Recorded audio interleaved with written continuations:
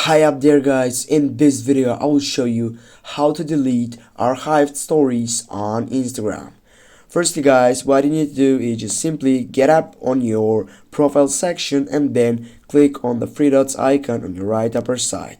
Right after that, as you can see on the second section, I have an archive solution. Click on that one, and here as you can see on the first upper action you have, if you tap on it, you have three options for stories archive, posts archive, or live archive.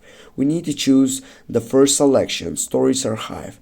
Now I need to select the story that I want to delete from this archive. For example, this one. Now what I need to do is just simply go on the more section on your right side. Then I need to go just on delete. Go delete. Now guys, we have done it. We have deleted an archive story on Instagram. Thanks guys for watching. Don't forget to hit that like and share the video. See you soon guys.